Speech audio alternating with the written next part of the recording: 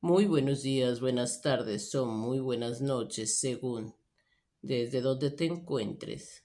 Estas son las noches de terror con Dania y esta es tu dosis de terror. Hoy te tengo la prisión de Alcatraz, considerada en su momento la más segura del mundo. La cárcel fue cerrada definitivamente en 1963. Enclavada en la bahía de San Francisco, también le decían La Roca, por su formación geológica. Allí murieron muchos y aseguran que hasta hoy se ven fantasmas, espectros deambulando por tus abandonadas instalaciones. Llamada la isla de los Alcatraces.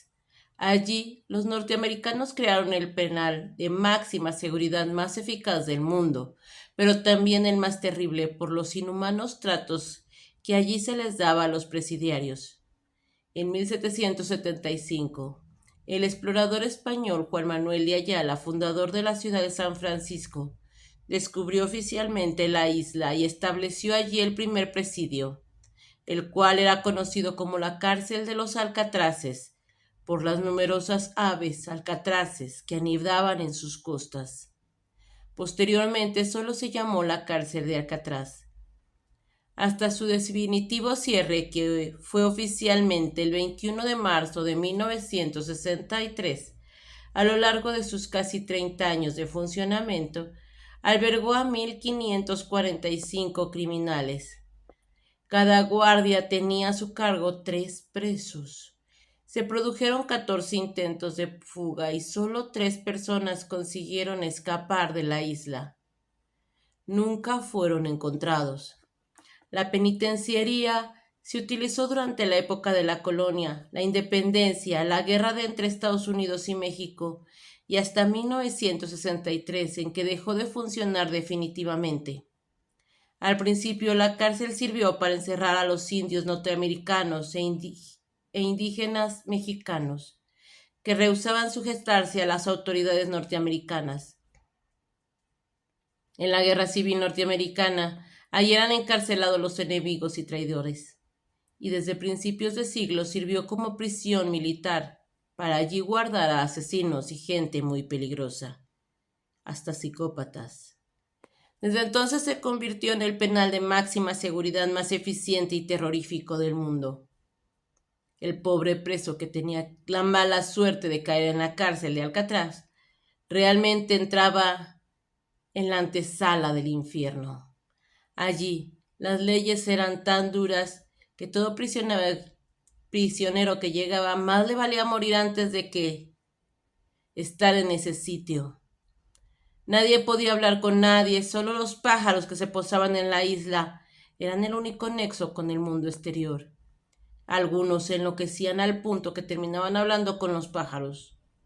A principios del siglo, los puritanos del norte buscaban cualquier pretexto para mandar a los negros y latinoamericanos del sur a la cárcel de Alcatraz, por el solo delito de no ser norteamericanos, blancos, decentes y rubios.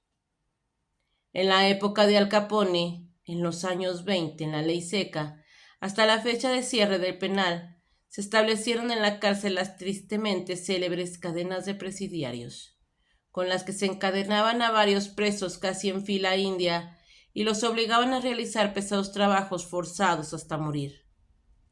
Como en la época de Al Capone, las autoridades no podían con la mafia, decidieron aplicar toda la mano dura posible a cuanto gánster caía en sus manos. Estas crueles técnicas alcanzaron su máximo desarrollo en Alcatraz, donde desafortunadamente todos los demás presos también pagaron el pato. Así, en 1934 el Procurador General convirtió la cárcel de Alcatraz en el penal de máxima seguridad más terrible del mundo. Las puertas del infierno ya estaban abiertas y quedaban en Alcatraz muchos de los presos o se suicidaron o terminaban dementes al cabo de pocos años de estar allí. Para las autoridades, todo huésped de Alcatraz había rechazado ya todo intento de rehabilitación y por lo tanto no valía la pena sentir lástima por ellos. Era ya carne de presidio y la única manera de salir de la isla era sin vida, para que su cuerpo fuera echado al mar como alimento para los tiburones.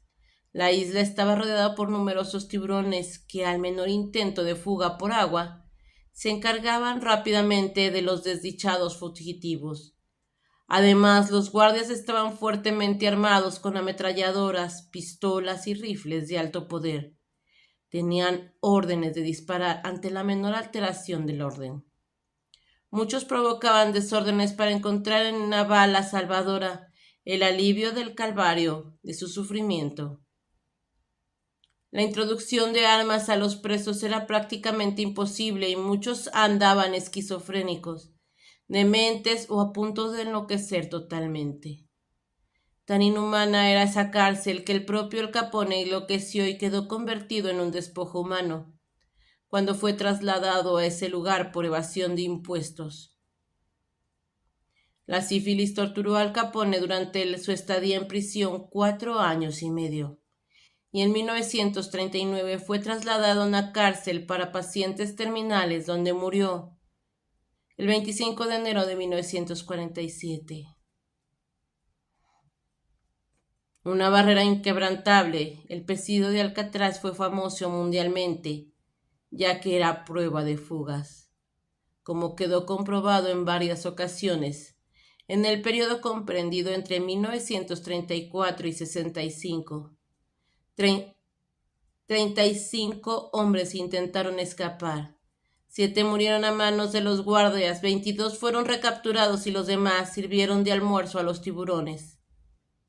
En 1946 hubo un intento de fuga que costó la vida de 5 presos y fue conocida como la Batalla de Alcatraz, aunque poco tuvo de batalla, ya que los guardias no tuvieron ningún problema en liquidar a uno a los desesperados presos que intentaban escapar. En 1963 las autoridades decidieron clausurar definitivamente el penal, ya que no era posible que se permitiera esa barbarie en un país de primer mundo. Las autoridades decidieron utilizar otros medios más civilizados para castigar a los reos más peligrosos, como ser la cámara de gas, la inyección letal, la silla eléctrica, la horca o el fusilamiento. Muchos presos latinoamericanos dejaron su vida en ese escalofriante lugar. Los tétricos pasillos eran semejantes a las cavernas del infierno. Cuando el asaltante Frank Waterman abandonó la cárcel de Alcatraz, lo hizo acompañado de otros 27 presos. Él era el último de la lista y le tocó en suerte ser el último prisionero de esta diabólica prisión. Su número fue el 1576. Tras su salida, el penal cerró definitivamente sus puertas, finalizando así la existencia de que se llamó tristemente la Embajada del Infierno en la Tierra. Ahora esta isla puedes asistir a ella ya que forma parte de un museo. Puedes ir en barco, te llevarían hasta la isla. Puedes sacar fotografías, siempre van de día. Los recorridos duran un poco, pero son buenos.